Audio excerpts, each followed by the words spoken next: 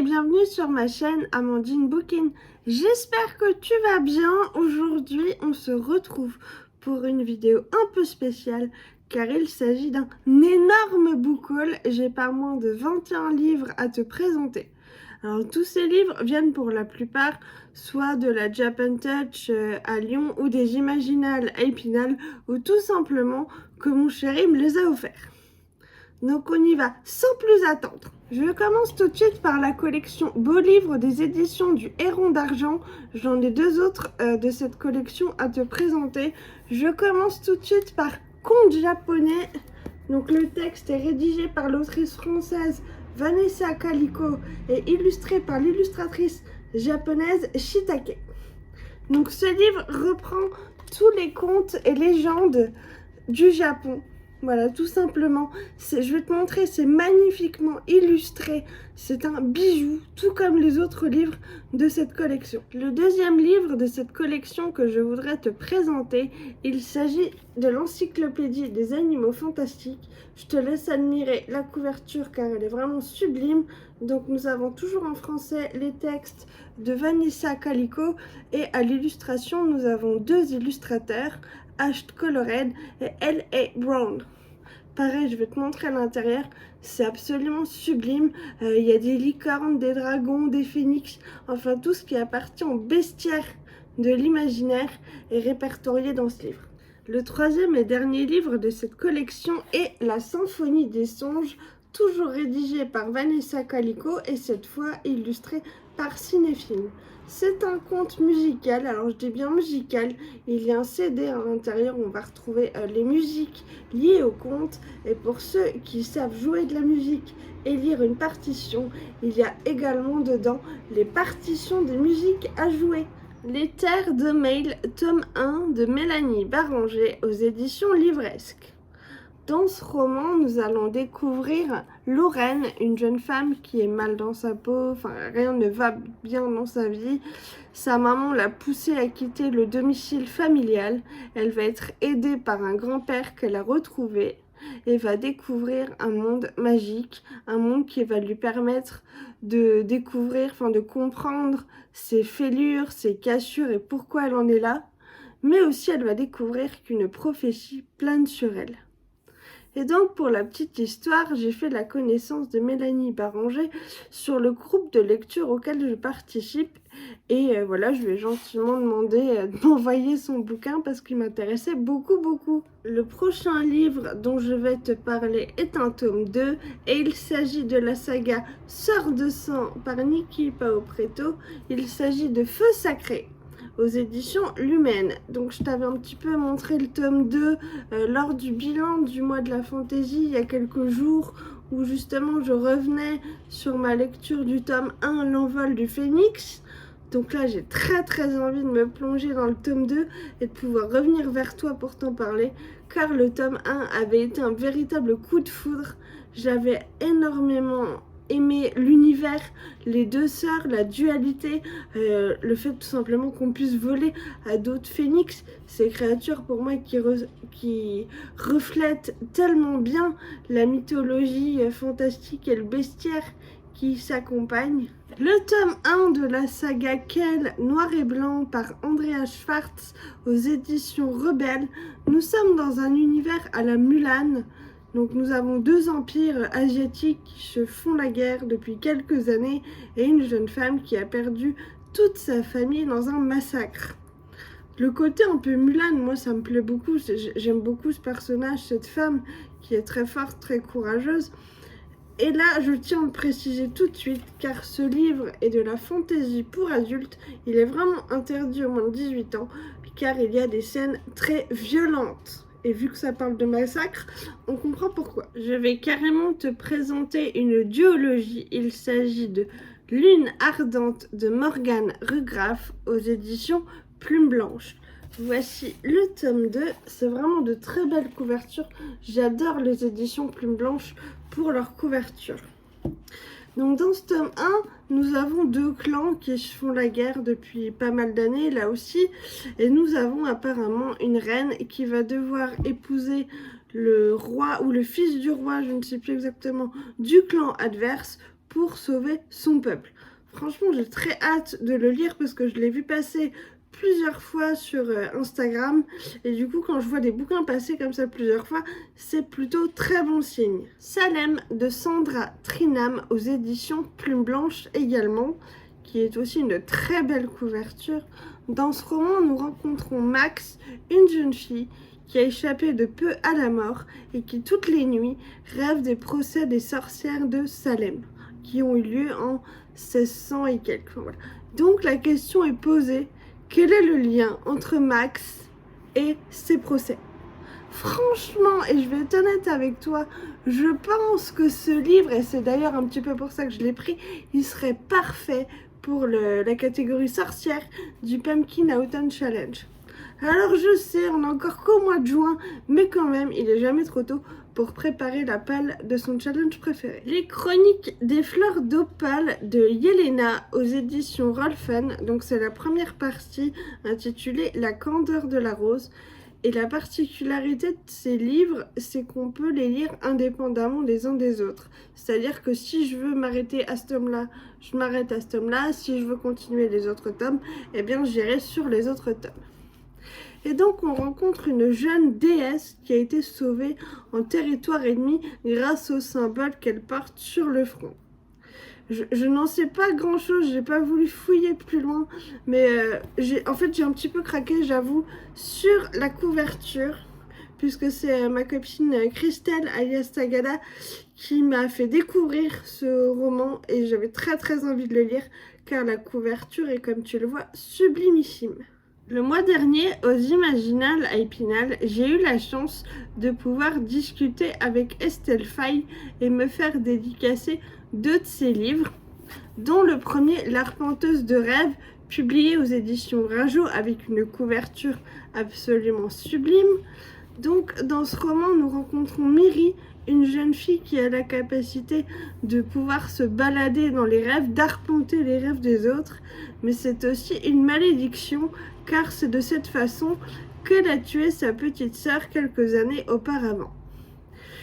Et du coup, elle décide de se tenir loin de tout ça, de ne plus arpenter les rêves grâce à une plante interdite, jusqu'au jour où une pollution de cauchemar arrive près de chez elle et elle va devoir un petit peu enquêter sur ce qui se passe. Franchement, j'ai vu ce livre passer à plusieurs reprises l'année dernière dans le Cold Winter Challenge et j'avoue que vu les retours que j'en ai vus, ça fait très envie. Du coup, j'ai vraiment hâte de le lire. D'or et de mensonges de Célina Fenech, ou Fenech, pardon pour la prononciation, aux éditions du Chat Noir. Les éditions du Chat Noir, je les ai rencontrées là aussi à Épinal aux Imaginales et je suis attirée par eux depuis quelques temps pour leur côté un petit peu dark fantasy et pour la beauté de leur couverture car on est vraiment sur de très belles couvertures. Donc là, je pense clairement, vu la couverture et le titre, qu'on est plutôt sur une réécriture de conte style La Belle et la Bête. Je ne sais pas vraiment grand chose du résumé, à part que nous rencontrons Zari, une jeune femme qui travaille dur pour pouvoir permettre à sa petite sœur d'aller à l'école parce que son père, pendant ce temps-là, il écume les bars de la ville. Il y aura un jour pas comme les autres et la petite sœur, je crois, va rentrer couverte de bleu.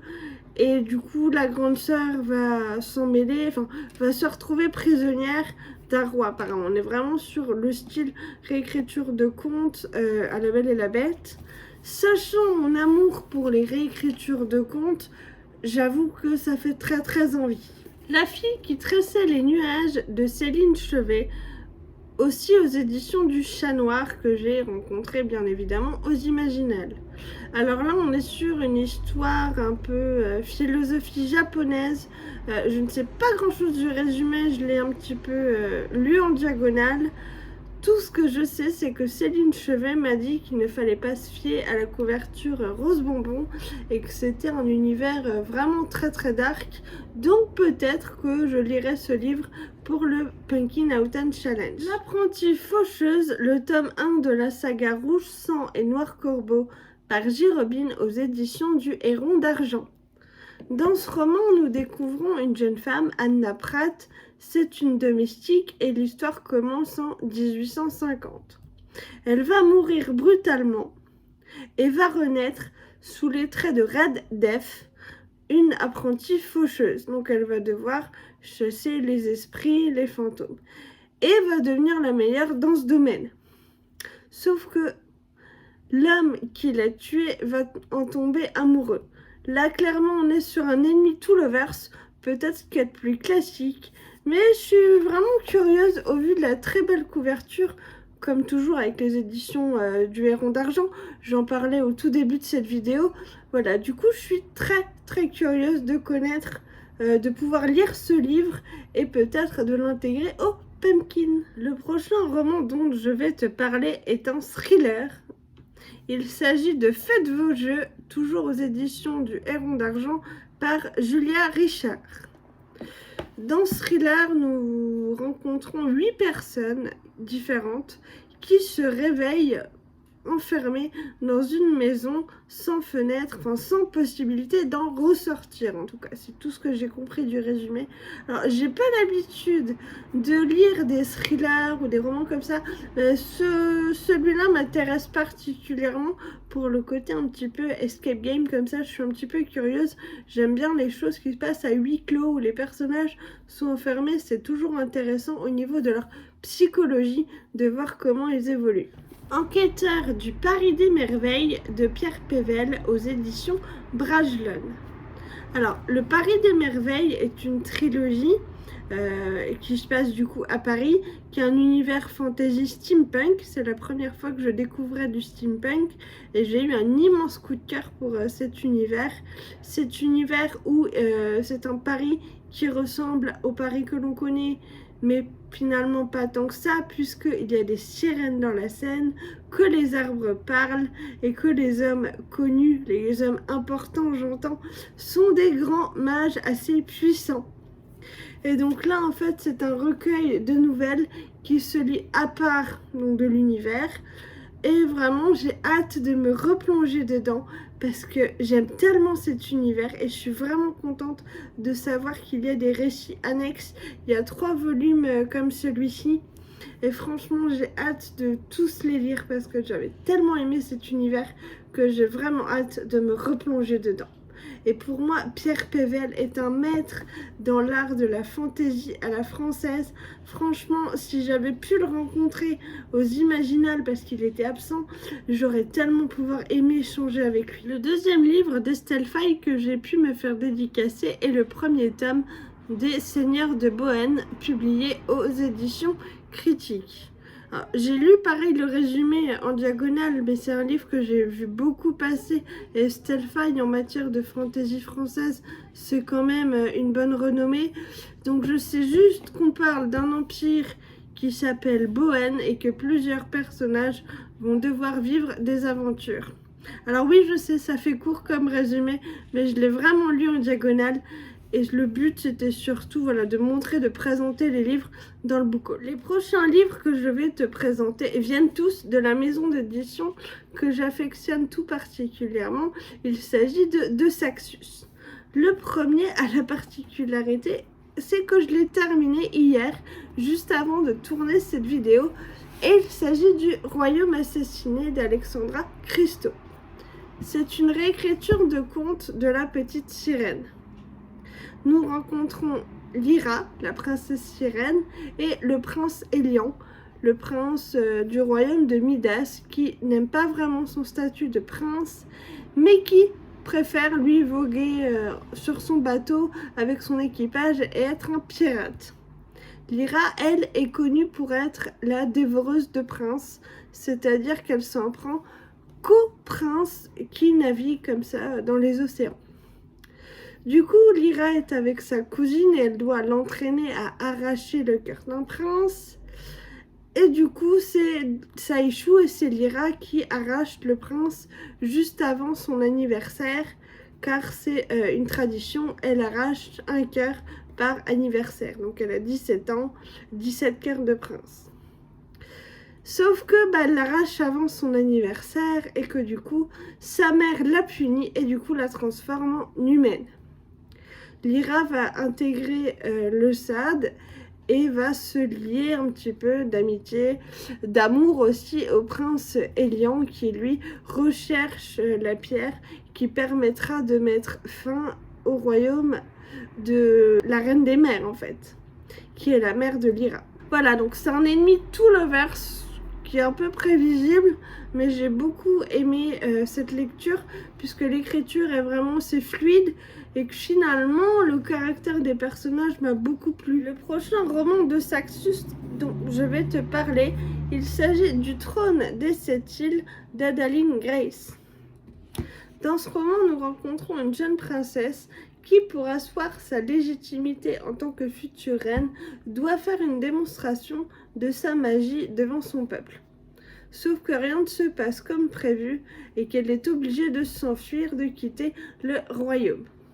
Dans sa fuite, elle va rencontrer un pirate avec lequel elle va s'allier pour stopper l'émergence d'une magie destructrice maléfique.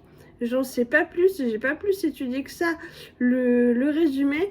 Pour la petite histoire, je l'ai en relié parce que du coup mon chéri s'amuse à me retrouver les deux Saxus en format relié. Le chant des sans repos de Roséanne A. Brown. Dans ce roman, on découvre Malik, un jeune garçon qui s'enfuit avec son frère et sa petite sœur. Ils quittent leur ville pour je ne sais quelle raison et son petit frère va se faire enlever. Je sais qu'il y a un rapport avec une autre princesse qui se moque apparemment de son statut de princesse et que tous les deux qui sont ennemis vont devoir s'allier. Encore une fois, c'est un ennemi tout l'inverse. C'est assez récurrent un petit peu chez deux Saxus, mais c'est en général plutôt bien tourné et bien foutu. Et pour une fois, ce livre, l'histoire se passe en Afrique. Ça change un petit peu de la fantaisie anglo-saxonne qu'on a l'habitude de voir, des histoires qui se passent à Londres, aux États-Unis, enfin voilà, dans tous ces pays anglophones, et du coup ça fait du bien de voyager un petit peu plus loin et de découvrir d'autres formes de magie. Je continue avec le premier tome d'une trilogie que mon chéri m'a acheté et il m'a également gagné le second tome. Il s'agit de la saga Le secret des druides par Élodie Loisel aux éditions Ada. Donc dans ce premier tome, on suit une bande de druides dans la forêt de Brocéliande car l'héritier de Merlin est en âge d'apprendre la magie. Mais pour brouiller les pistes et pour brouiller son identité, il a réuni 5 autres garçons. Donc à aucun moment jusqu'à la fin du livre, le lecteur sait de quel garçon il s'agit. Et comme j'aime tout ce qui touche aux légendes arthuriennes, franchement, ce petit bouquin-là, il donne vraiment envie. Je termine cette énorme book haul avec Le Cercle des 7 Pierres de Diana Gabaldon qui fait partie de la saga Outlander. Alors je dis quand il en fait partie, c'est que ce sont un recueil de nouvelles autour de Lord John, si j'ai bien compris. Donc en fait, ce livre peut se lire à n'importe quel moment selon où vous en êtes dans la saga Outlander. Moi j'avoue que ça m'aidera à patienter jusqu'à la sortie du premier volume du tome 9 qui va paraître donc aux éditions J'ai lu le 17 août 2022, là, qui arrive très prochainement. Et honnêtement, voilà, ça va m'aider à patienter parce que du coup, j'ai très hâte de lire le tome final de la saga. Voilà, ma vidéo de cette énorme book haul touche à sa fin. J'espère qu'elle t'aura plu. N'hésite pas à venir échanger avec moi en commentaire s'il y a des lectures que tu connais, qui t'ont donné envie ou que tu as déjà faites. N'hésite pas à partager ma vidéo sur tes réseaux, à t'abonner si ce n'est pas déjà fait. Je te dis à très bientôt pour une prochaine vidéo. Prends soin de toi, des gros bisous, bye bye!